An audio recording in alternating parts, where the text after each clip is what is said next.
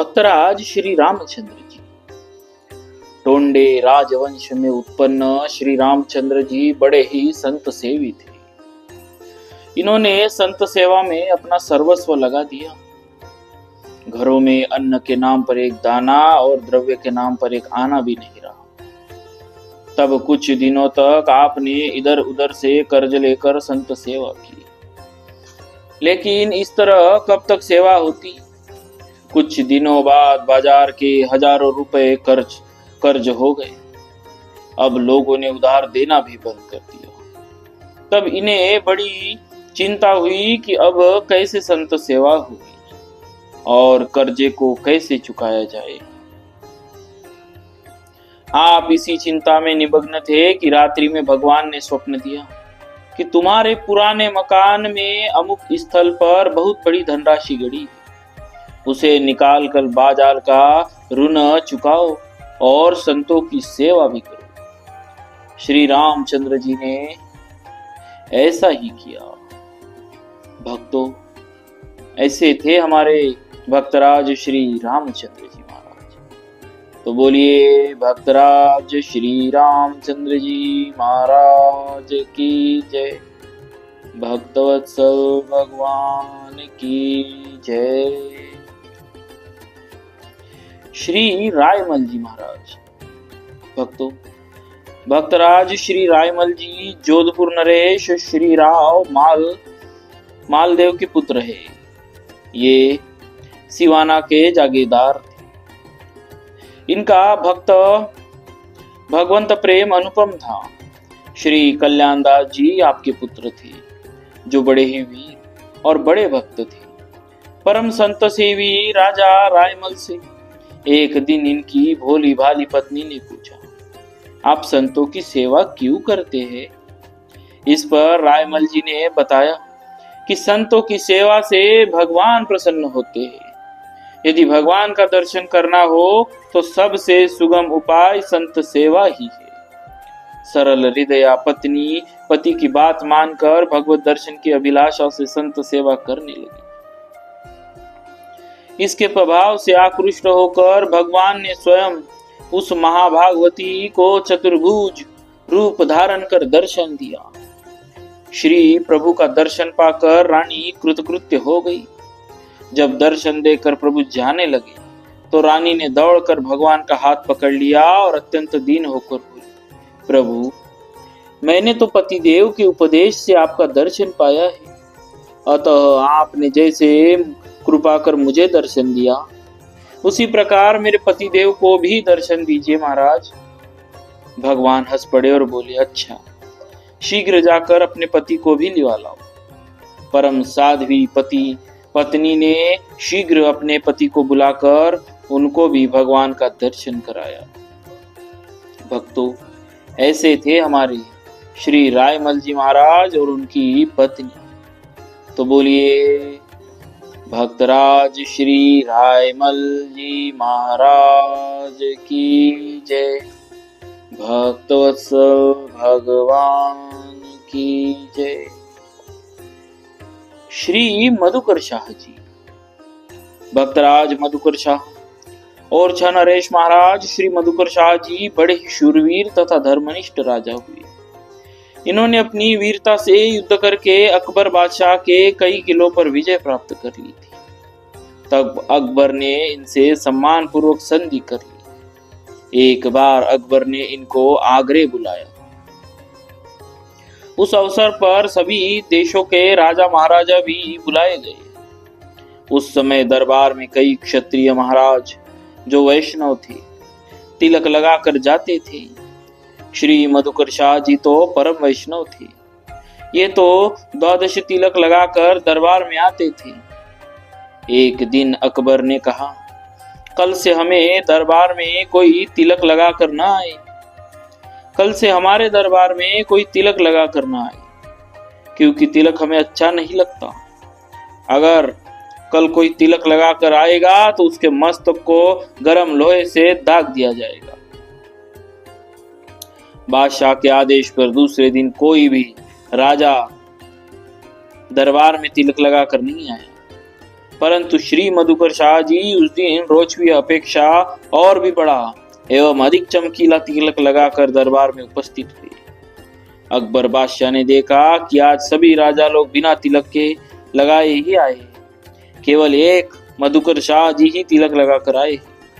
आज्ञा भंग हुई देखकर अकबर को क्रोध आ गया। उसने कड़कड़ा कर कहा, मधुकर शाह, आप मुझे नहीं जानते कि मैं कौन हूं? मैंने आप सभी को कल आज्ञा दी थी कि कोई तिलक लगाकर मत आना, फिर आप तिलक लगाकर क्यों आए? तुमने मेरा हुक्म तोड़ा, इसीलिए तुम भागी हो। अब तुमको इसका दंड भोगना पड़ेगा।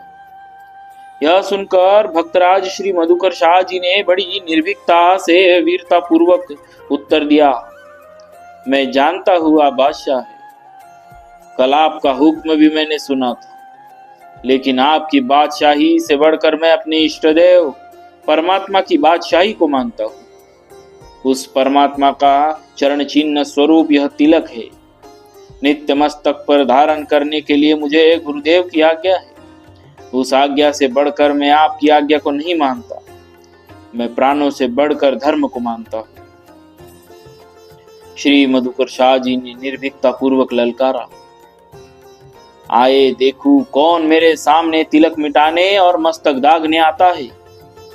मैं आज दिखा दूंगा कि आज भी श्री राम के वंशज क्षत्रियों में क्या ताकत है। इस वीरवाणी को सुनकर क्षत्रियों का खून खौलने लगा। सभी के दिल में हिंदू धर्म का जोश जाग उठा। अन्य धन्य धन्य धन्य की आवाजें आने लगी। कोई कोई कहने लगे, एक और मधुकर शाह और एक और बादशाह, देखो दोनों में आज क्या निर्णय होता है। अकबर बादशाह बड़ा ही बुद्धिमान था। जब उसने देखा कि सभी क्षत्रिय राजा भड़क उठे, यदि ये सभी बागी बन गए तो मेरी बादशाहत को नष्ट करने पर तुल जाएंगे। मैंने तिलक न लगाने की बात कहकर सभी के दिलों पर ठेस पहुंचाई। यह सोचकर लज्जित होकर बादशाह ने पैतरा बदलते हुए कहा, वाह वाह। इस प्रकार अकबर बादशाह ने दरबार में महाराजा मधुकर शाह की जय ध्वनि से आकाश गूंज उठा। दूसरे दिन से सभी राजा तिलक लगाकर दरबार में आने लगे। वैष्णव के ऊर्ध्वपुंड तिलक का दरबार में दबदबा हो गया। आपकी भक्ति के चमत्कार से भगवान के मंदिर का द्वार फिर गया। वह इस प्रकार प्रसंग है। और 6 में एक व्यासों का मोहल्ला है। उसमें एक प्राचीन मंदिर है जो आज भी विद्यमान है। उस मंदिर में आप स्वयं कीर्तन करने जाते थे। भगवान के आगे भक्तों के बीच बीच में पैरों में नुपुर बांधकर नृत्य करते थे। पदगान करते हुए आप बेसुध हो जाया करते थे। एक दिन भक्तराज राजा के सामने ऐसा आवश्यक राज्य कार्य आ गया जिसके सुलझाने में लग जाने के से अवकाश न मिला। अतः समय पर मंदिर में न पहुंच सके। भगवान की शयन आरती हो गई। रात अधिक बीत